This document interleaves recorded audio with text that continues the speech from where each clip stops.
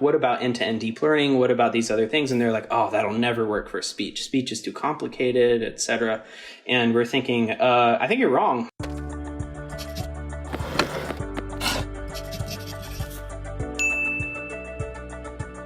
Hey everyone, this is Rick and welcome back to the Seed the Startup Journey, the entrepreneurship podcast sharing the origin stories of amazing founders and their companies in under 20 minutes. Today we'll be chatting with a dark matter physicist turned CEO, Scott Stephenson. Scott is building Deepgram, a startup that is reinventing automated speech recognition using end-to-end deep learning. Deepgram is backed by Nvidia, Slack, Y Combinator, and has been named by Forbes to be one of the top 50 most promising AI companies to watch for in 2021. Now before we get started, a lot of my viewers aren't actually subscribed. So go ahead and smash that subscribe button right now, and if by the end of this episode you didn't like our content, just press it again to unsubscribe. Easy enough? Let's get to it. Hey Scott, thank you so much for coming on today. I've listened to a couple of other podcasts you've been on, and you're always asked the question of how did you go from starting dark matter as a physicist to becoming the CEO of an automated speech recognition startup. But before you tell us that story, I'm just really curious, how did you get into dark matter in the first place? Yeah, so I grew up in a small town in Michigan, and my dad worked at a paper mill. That was my experience in life growing up and all of that. But I always had a fondness for just figuring things out. I didn't know that it was called physics. When I got into college, I just knew physics. A PhD in physics, I just got to do it. I just from the first semester that I was in college, it was just obvious. Once I started thinking about the more advanced courses and what's available, what are people studying right now, what funding is available, that type of thing, dark matter always stood out. So really, there's kind of three types of energy in the universe. There's not that many of them. There's dark energy, dark matter, and regular matter. And regular matter is 5% of the universe by energy content. And that's the stuff that we know about. But then there's dark energy and dark matter. And dark matter, we have some ideas about the structure of, but then dark energy, we almost know nothing about. But dark matter, you actually have a hope of touching, building an experiment that actually touches dark matter or that type of thing. And the way that you do it is you build these deep underground dark matter experiments, and it has the flair, man. It's you're building a secret James Bond lair or that type of thing. And so it just sounded like so much fun. And it turns out it was awesome to study dark matter. And so that's what I chose as my topic for the PhD that I worked on. Yeah, I love the whole spirit of exploring the unknown kind of. Have you always known back then, you were eventually going to start a business, or was that something that you never really thought of? Man, in my small town, a lot of people's highest ambitions were to become a manager at the paper mill or something like that, and I was just I don't know if I could, I don't think I could do it. I just don't think I can. I'd rather not participate, that kind of mentality. Did I know right away? No. But did I know that the standard route wasn't really what gets me going? Absolutely. And then also my mom, as I grew up, she started her own business. And so I saw a small business side angle. But then I went to graduate school and just around a lot of other people who have really high ambitions. And not all of them want to start companies, but you meet a few that do. And then that really supercharges it. And so, there's always this advice to pick your co-founders and, people that you build a company with wisely. And a lot of times you end up finding them at college. And, it's exactly what happened to me. And, you're put in these situations where you could be doing many, many different things, but you could be drinking with your friends, you could be doing all sorts of stuff. But if you choose to work on these hard problems and that's what really gets you going, then you kind of know you've got the bug, and the other people that you're doing it with have the bug too, and you'll probably be able to last, and you have a real personal relationship as well. Yeah, and so can you tell me a little bit more about the origin story for Deepgram? How did you go from dark matter to speech? I heard it has something to do with being too bored underground. Yeah. So when you build these experiments, you you have to first conjure up the idea that like, why would going underground like make this experiment work? But basically you have to run away from the noise of cosmic radiation. And so the only way to do that is to use the earth as your shield. And so you find the deepest places in the world, and then you go down there and build your experiment. And all of that stuff is very exciting early on. You know, you're building the lab, you're putting everything in there, you're getting everything working, you're doing the testing, you're writing code to get it all working, all of that stuff. But once it's all working, it's actually pretty boring, because like you spent these 2 or 3 years to get everything going, and every day, every week is a totally different problem. And then now everything's working fine and it's running, you know, and you just take data. And so during that time is when we started to work on other problems, like building drones and mining Bitcoin on the spare computational power and stuff like that. But the thing that really got us going was, could you make a backup copy of your life? It was that real. That was the question, you know? And it's like, well, if you could make a backup copy, how would you do it?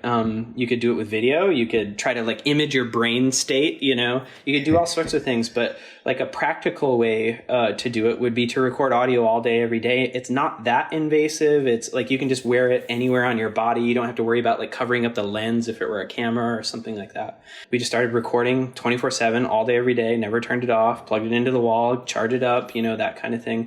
And it just dumped the data to the cloud. And after a few months, we ended up with, you know, hundreds or more than 1,000 hours of audio, and just thought, okay, now what? What do you do with it? You know, you're not going to go listen to 1,000 hours again. And so what are you going to do? You have to create some kind of search algorithm in order to find the interesting moments inside. And so that's what really got the gears turning about like, wait a minute, is this problem already solved? Are there companies out there that have already done this? We researched that, and we just did not see a good answer. Like nobody had done it really. And so we contacted some scientists from those companies, like, and asked them like, hey, do you think that current speech recognition, you know, is good enough? What about end-to-end deep learning? What about these other things? And they're like, oh, that'll never work for speech. Speech is too complicated, et cetera. And we just didn't believe it. You know, we were using end-to-end deep learning in these signal processing problems in our particle physics experiments, and they're working on hundreds of channels, working very quickly, very effectively, et cetera. And we're thinking, I think you're wrong. Like, I think end-to-end deep learning is going to work very well for this. And so we started working on it, and that was about 5 years ago now. That's awesome. And I'm also really curious about, you know, the business side of things, because I saw that your degrees are all in physics, and obviously you're very smart with the PhD. But were you naturally good at, you know, being the CEO and, you know, had a good network, or did you have to do something to pick up the skills that you needed? I think the jury's still out on if I'm a good CEO or not. But if people have listened to Elon Musk, you know, he was a physics major. He has a lot of first principles reasoning that goes into the way that he runs his businesses. Deepgram is a very similar vibe. It's not just me, it's our CTO, and we actually just have a lot of physicists at Deepgram. The CEO side, I think it definitely matters what type of company it is. If I were running like a consumer greetings card app company or something like that, I'm probably not the right choice to be doing that, you know. But Deepgram is a very deeply technical company that you have to invest a lot in research and development. You have to invest a lot in building your data moat. And so I think the technical credentials there and having done it before, but in different areas, helps you understand how that would work in the real market as well. So I think there's kind of a new breed of technical CEO probably that we'll see over the next 10 or so years that run AI companies really well, because you need both essentially in order for it to be successful.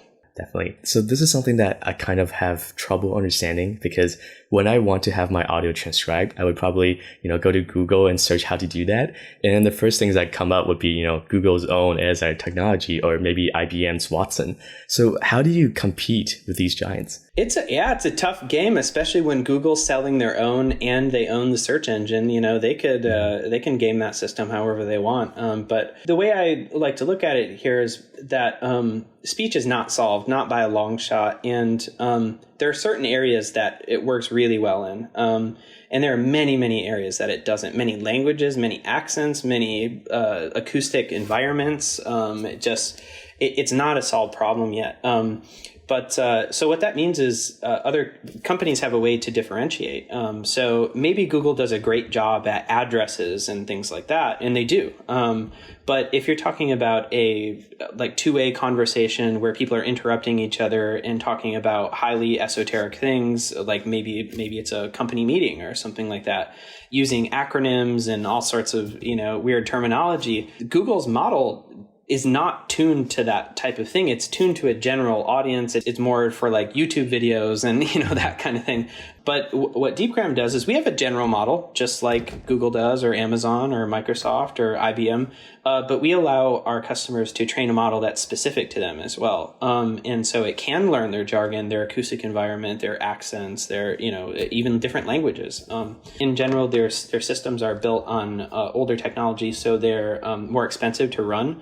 And a lot of times also not as accurate. But for us, everything is hardware accelerated using GPUs, and like Nvidia is a big investor in Deepgram, and these are big differentiators. It's kind of funny sometimes. People will say to me like, yeah, but Google and Amazon could outscale you no problem. And it's like, actually, the unit economics don't work out for them the way that they do it. They would have to switch to the way that Deepgram does it. So yeah, that's how you compete. You have to meet the companies where they really are. For some certain apps, for some certain companies, Google and Amazon is going to be good enough. But for many, many others, it's not going to be, and they won't have a handle, they won't have a knob to turn to make it any better. And then that's when that's our bread and butter. Basically, it's like, okay, like that's what we do. And also, by the way, we scale a lot better. So yeah. So you mentioned Nvidia, and you also are backed by companies like Slack and Y Combinator. So those are very impressive. But I also want to dive deeper into your journey, because I know that a lot of entrepreneurs have experienced many failures along the way. Some even thought of giving up multiple times. So Scott, have you ever thought about giving up and going back to studying dark matter? There are certainly tough times in starting companies, and I'll tell you in particular, one of the toughest was just because something is like a better technical solution to a problem doesn't mean that other companies are going to adopt it and buy it. They have to see the value. They have to see other people that are like their competitors using it and see social proof that it works elsewhere, et cetera. So I had to figure all of that out. Whereas like in the academic world, if something's better and it's obviously better, everybody's going to use it, but that's just not how it works in business. The biggest hurdle, I think, especially for a deeply technical company that has to do a lot of R&D up front, is raising a Series A. When you're raising your Series A, it's called the Series A crunch, where you're essentially a seed company, but you're trying to make it look like you're a real business, and because seed companies, most of them they're not real businesses yet. But Series A investors want to know the story of how actually it's basically a real business now, and it just needs like another $10 million or 20 or whatever it is in order to become this next big thing. And so, yeah, that's a really tough time, because you're trying to do that on still a small amount of money with a small number of people. So you kind of have to build all of it before you have the money to do it. But once you do, then things gather momentum afterward. You can start hiring an exec team. You can start, growing the team in general. And then, things start to carry on more under their own momentum. But up until that point, it's still a lot of like founder sweat that or just early employee sweat, that makes it all happen. And that's when it gets really tough, just because you're looking at like, wait a minute, we have like 6 months to live here and we still haven't found a lead to our funding round, like what are we going to do? And so, yeah, but did I ever want to quit? No, I had so much fun doing it. And actually I've never really wanted to go back to science either, because I actually look at it like in physics, we were studying the fundamental laws of the universe. And, that's what we were doing. But in AI companies, the way that we do it, you're discovering the fundamental laws of intelligence, and so it's just as much fun. And actually in physics too, like physics had its heyday, like at least particle physics through like the 60s, 70s and 80s. And funding ever since then has just like been plummeting. Like the percent of GDP that goes to basic research in the US like just keeps dropping. And so it's kind of a dire situation for basic science research in the US. So you have to really love it, and you have to really want to live like a monk in a lot of ways. But if you're interested in AI, actually it's way worse to be in academia, because you don't have data, you don't have money, and you don't have people, and you need data, money, and people in order to make these discoveries. And so in a company, you actually have you have the ability to do it. Got it. And I also wanted to touch on this because I recently saw that Microsoft spent, close to $20 billion to acquire Nuance, which is one of your competitors. So what does that mean for Deepgram? Like, were you really excited when you heard the news? Yeah, I mean, so the Deepgram story and other companies like us, everybody sort of felt underappreciated in a lot of ways, because there's kind of three modalities, digital modalities, and that's like images or video, and then audio, and then text. And it generally goes images, text, audio in the importance, in the way that people think of how important it is. I think it's really interesting because audio is like something that's what we're doing right now. The vast majority of the communication that we are having right now is coming through the audio stream. We're not texting, we're not typing to each other. Even the video of us looking at each other, it's not. We could shut off the video and we'd be conveying 95% of the information still, right? But still, yeah, everybody undervalues it. It's so weird, right? And also, it's an experience that, like, if you take a venture capitalist and put them in a car and then have that car autonomously drive around, that venture capitalist is going to say, "Take my money." 5 years ago, at least, that's exactly what they would say.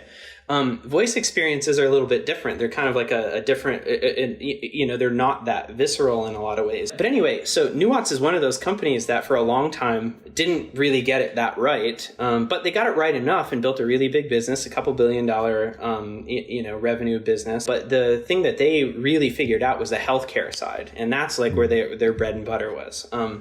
And as soon as COVID hit, like, what are you going to do? Go see a doctor in person? No, telehealth just all of a sudden went from nobody caring about it to just like the thing if you were going to visit a doctor.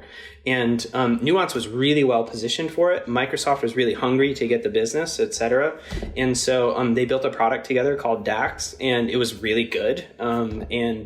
Microsoft noticed that and said, like, we're going to pay a premium and we're going to go to town and pay $20 billion for Nuance. And like, it was done that quickly. Like DAX was released like 6 months ago. The acquisition just happened, and venture capitalists see that. And now they rotate their, like, wait a minute, audio is valuable, like there is a buyer. Somebody, like, not only is it somewhat valuable, it's the largest AI acquisition ever, and it's like, okay, wait a minute, there's something here. And so I think what you can see, what we will see is something similar to what happened when Cruise got acquired. So they're a self-driving car company, but they got acquired for $1 billion by GM. And then venture capitalists flooded like billions into the market for self-driving car companies. I think we'll see a similar thing for audio now that there's proof that these large companies are willing to buy them. It'll definitely be super exciting to see what happens next. I prepared a quick game. It's called Underrated, Overrated. Underrated, overrated. First one, NFTs. Overrated, with a caveat. What's the caveat? The caveat is that I think that whatever's being sold now, totally overrated, okay? But the idea that 10 years, 20 years from now, et cetera, that there's digital property, that's underrated. But at least right now, the current hype, overrated. So we shouldn't be spending thousands of dollars on NBA moments. Only if you want to launder money. Yeah, got it. And then this next one, why Combinator? Oh, underrated, for sure. Couple reasons there, but just Y Combinator tells you what not to do. That's one of the biggest things, one of the biggest value adds. But also they make it really easy for you to fundraise afterwards. So underrated, and there's so many more companies that are going to get put through there, and many of them are going to be successful. Underrated still. What about meditation? Ooh, I don't have much of an opinion. I would say probably underrated somewhat. Silicon Valley. I think overall underrated. There was a lot of flight out of California because of like during COVID, because of high taxes, all sorts of stuff, but there is something really special to having a group of like-minded sort of cutthroat people all together. And they're not that cutthroat. It's California. They're not that cutthroat, but people that are all together, like rowing in the same direction, and serendipitous things happen and all of that. Like, and the only place in the world like that still and for a very long time is going to be Silicon Valley. And so I think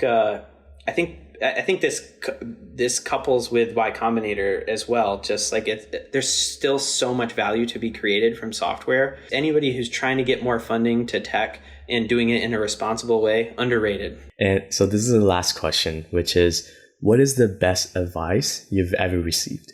The best that I ever received for Deepgram early on, at least, was and this is very technical founder specific, but technical founders want to engineer everything. They want to figure it out. They want to get the secret hack. They want to like build something to solve the problem. And I was talking to a Y Combinator partner, and I was saying, hey, we have all these people that we want to talk to, but we don't know how to reach them, So I was thinking of building this thing that would get them to sign up to whatever, all of that. And he's like, wait, what do you mean? There are other things you could do, And I'm like, what would they be? And he's like, you buy leads, like you get access to a database so that you talk to the right people. They're already noted as like who they are and what their role is and their disposition to buy and all these things. You can build or you can buy, basically. And you can build people or you can buy people. And what I mean by that is like experience, really. Is like you can hire somebody young and hungry and give them a couple of years to ramp up, and do that early on in the company if you're going to do that. But if it's a few years into the company, then you need to buy experience now, et cetera. And so like I think that lesson was really, really important. Yeah, that's awesome. So thank you again for coming on and sharing your journey, Scott. This is it for the interview. And yeah, I wish you the best of luck and stay safe as well. Thank you so much. It was great being on. I hope you enjoyed this episode. My main takeaways from chatting with Scott are how your expertise in other fields can actually become one of your greatest competitive advantage for your startup. How small startup companies could actually beat tech giants, as well as the intricate balance between building something on your own versus buying it. Now, I'll be discussing these details in a separate episode a few days after this one is published, so make sure to be on the lookout on Apple Podcasts or Spotify. With that, let's grow our seed of innovation and creativity together, and I'll see you next time.